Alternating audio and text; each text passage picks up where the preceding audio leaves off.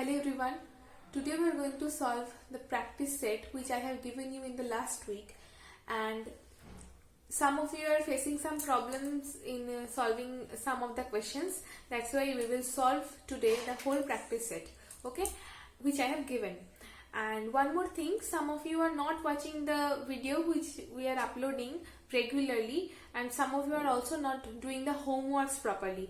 So it's my earnest request to all of you, please watch the video thoroughly and fully so that you can understand everything. And one more thing, whatever is being taught in these videos, just keep watching all of them so that you can solve all the questions whatever will come in your examination, because the question paper will only be made on the basis of these videos. Whatever will be taught in the videos, everything will come in your exam. Okay, so check the videos thoroughly and fully. Some of you are not watching the video completely, some of you are just skipping the some of the parts. That's why I am telling all of you, just see the full video so that you can understand everything. Okay, now let's come to the question. Now in the first question it was written the number of diagonals of a septagon is. Now some of you may be a little bit confused about this word septagon. Though in one of my videos I have told that whatever the term heptagon means, the same meaning is for septagon also, means the seven-sided polygon. Now we have to find the number of diagonals of that septagon or the seven-sided polygon. Now how to solve that? We know this very well, that the number of diagonals of any polygon is n into n minus 3 divided by 2, where n is representing the number of sides of any polygon. Okay. Now in place of n, for this heptagon we are placing 7, so that we can understand how many diagonals will be there in a septagon or in a heptagon. So we have replaced n by 7 here also, and we are writing it 7 into 4 divided by 2. So the total number of diagonals of the septagon is 14, as well as this is also the number of diagonals of the heptagon also, because both of these terms are same. Okay, let's come to the next question. Now here in question number 2 we have to find the number of acute angles in the figure. So you can see the figure.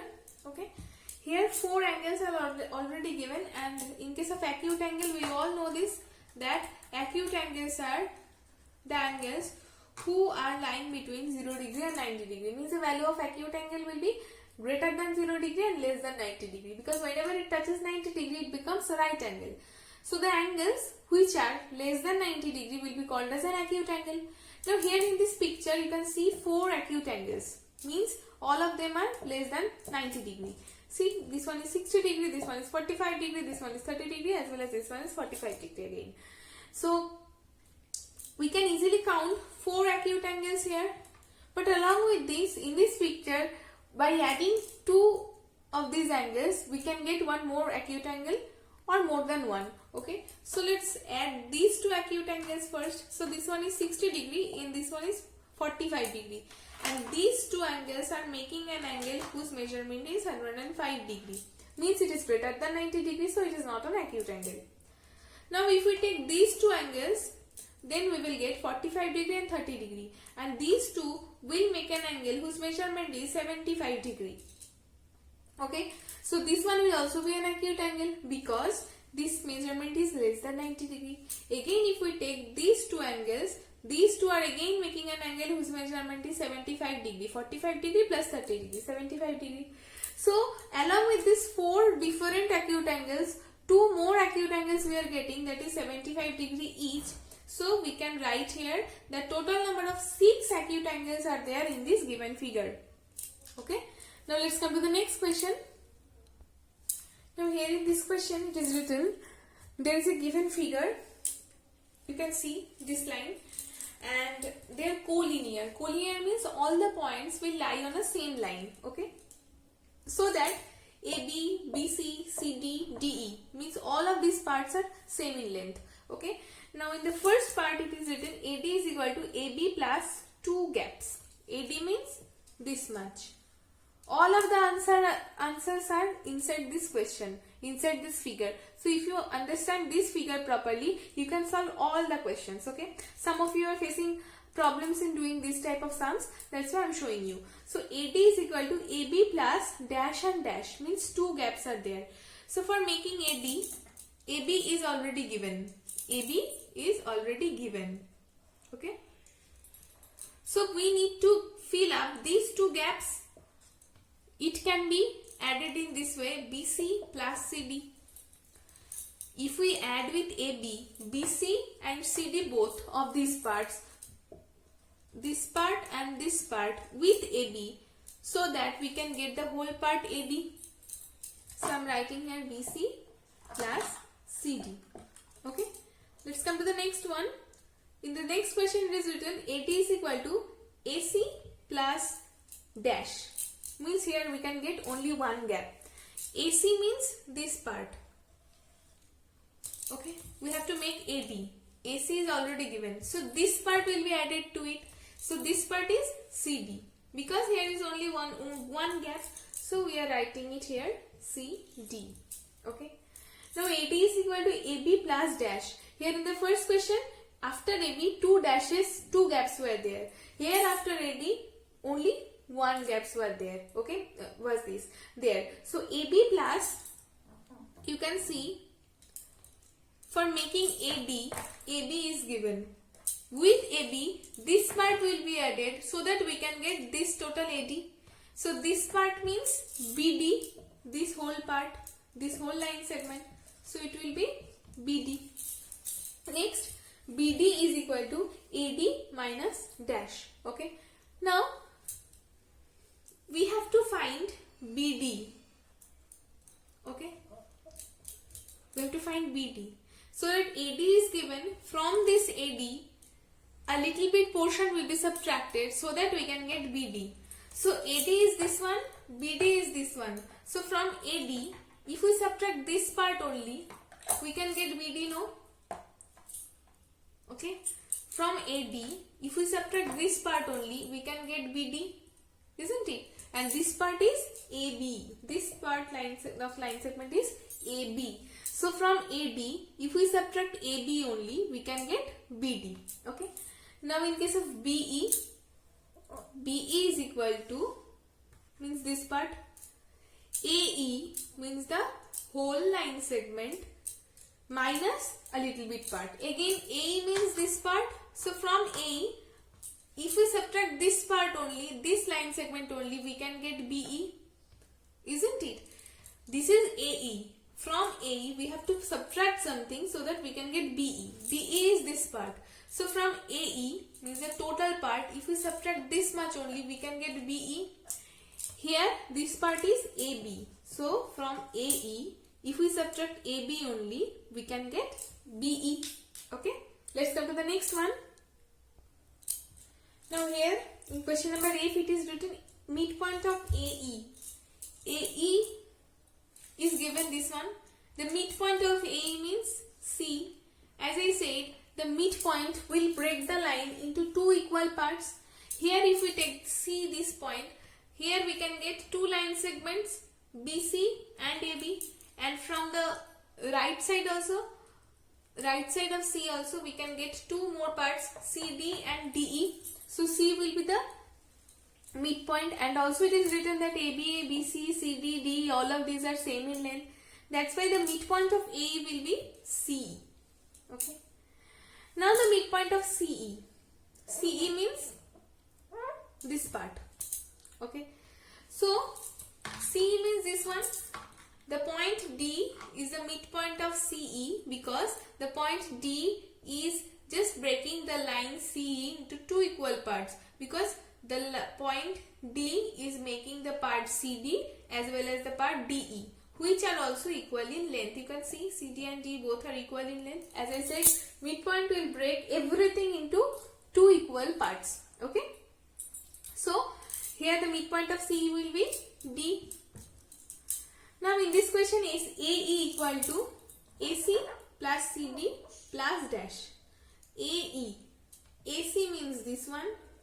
CD means this part. and one more part will be added so that we can get whole AE. So this part is left, means this part is DE. This portion is DE. We have to make AE. Here AC is given, AC means this much. CD is given, means this much. So this much is left only, means DE. This part is left. Okay. Let's come to the next question. Now here in question number 4, a figure was given, and with respect to this figure, some angles were also given, and those angles we have to find what type of angle was that. Okay. Now angle AOE. AOE means this one. By measuring it, I have taken the approximate value. By measuring it, we can get it is a 90-degree angle, means a right angle. Okay. Next, AOC means AOC, this much. This is an acute angle, you can see. This is an acute angle. Okay. You can see this is the line, 180-degree angle. This one is 90-degree angle, perpendicular. Here we can get all the 90-degree angles. Okay. These two are 90-degree angles. All the angles who are placed here will be acute angles, means this one, this one, this one, this one, this. All of these are acute angles. This one, this one, this one. Okay. And all the angles who are placed this side means this one, this side means this one, this side means this one, means whenever it is turning, okay, anti-clockwise from the 90-degree line, you can see this one. Okay, it will form obtuse angles, and whenever it is turning clockwise from the 90-degree angle, it will form the acute angles. You can remember it in this way. Okay. Now angle AOD. AOD. This one. By watching this, you can easily understand this is obtuse angle. As I said, this is the 90-degree line, and it has moved anti-clockwise a little bit from the 90-degree angle. It has moved a little bit left. Okay. So this angle will be an obtuse angle. All of these angles are acute angles because from here it is moving towards the right, towards the clockwise direction, and here for the obtuse angle it is moving towards the anti-clockwise direction. You can understand or you can remember it in this way. Okay. Now let's come to the next question. Now here in this question, the number of common points in these two pictures will be. This is the first picture, this is the second picture, and here we can see two angles are marked already. For these two angles, we have to find the number of common points. For these two angles, means this one and this one, we can get only one common point, that is A. So here for the first picture, we can get only one common point. Okay. For this angle and this angle, the name of this angle is EAD. Okay. And for the name of this angle is CAB. Okay. So here in both of the cases we are getting one common point, that is A. Okay. This angle is DAE and this angle is CAB. So for both the cases we can get one common point, that is A. And here for these two angles, the name of this angle is angle ABC. This one, this is the point C, and for this angle, the name of this angle is CED. CED. So for these two angles also one common point is there, that is C. So here for this picture also we are getting only one common point. Okay. So these were all the solutions of the questions which I have given already in the practice set. Hope all of you have understood now very well. And if still there is any problem regarding these questions, just send me a message in my WhatsApp number and keep practicing at your home. These were all the questions on understanding elementary shapes. Now this whole chapter is completed. So keep practicing, and the ratio proportion chapter is also been started. So all of you are requested to keep see all the videos actually properly, watch all the videos properly and completely also. Okay, bye everyone, stay safe.